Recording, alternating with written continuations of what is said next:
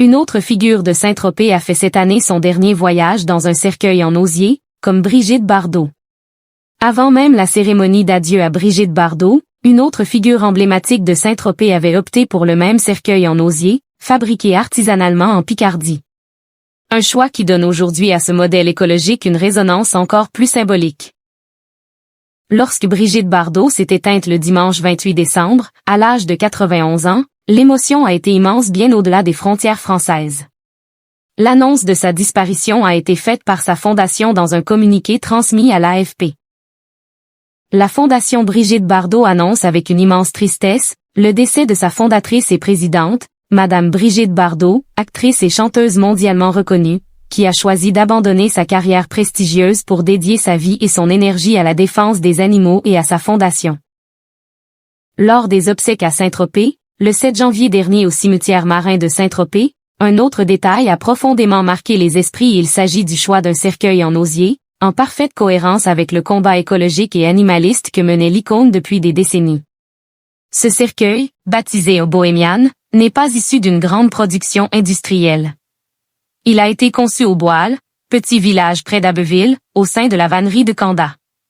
À l'origine de ce projet, un certain Xavier Cointeau, gérant de l'atelier, qui a répondu à une demande de plus en plus fréquente de clients souhaitant des obsèques plus respectueuses de l'environnement.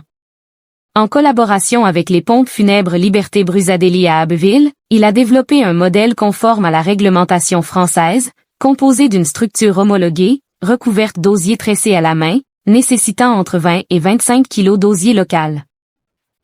Présenté au public au début de l'année 2025, ce cercueil avait déjà attiré l'attention lors d'un reportage diffusé sur France 3 en mars 2025. À l'époque, il suscitait un vif intérêt dans la Somme, bien avant d'être propulsé sous les projecteurs internationaux lors des obsèques de Brigitte Bardot. Le succès du modèle a surpris même ses partenaires.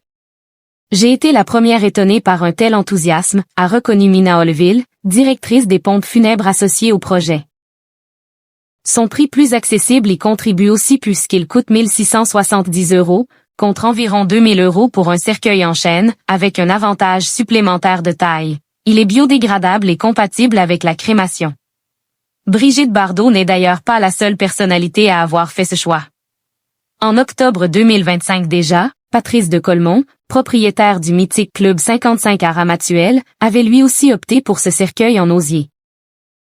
Figure emblématique de Saint-Tropez, il incarnait un esprit chaleureux et discret, loin du luxe tapageur. Dans un portrait publié par Le Parisien en 2019, le restaurateur résumait sa philosophie de vie, « Je ne travaille jamais, ce que je fais est un jeu », confiait-il, ajoutant au sujet de son établissement, « Le client n'est pas le roi parce qu'il est un ami ». Quand la notoriété change le destin d'un atelier.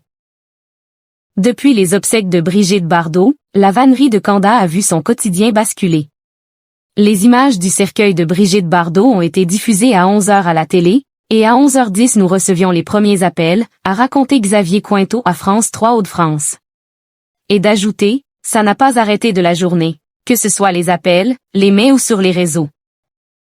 À minuit nous étions encore en train de répondre à toutes les questions et demandes des particuliers et des agences de pompes funèbres. Depuis l'automne, l'atelier commercialise ses cercueils via le groupe funéraire Funico, implanté sur l'ensemble du territoire. C'est ce réseau qui a été sollicité par la famille Bardot. Quelques jours avant les obsèques, nous avons eu l'information du cercueil, mais par respect nous avons choisi de ne rien divulguer avant la cérémonie, a confié Audrey Cointeau, co-gérante de la vannerie.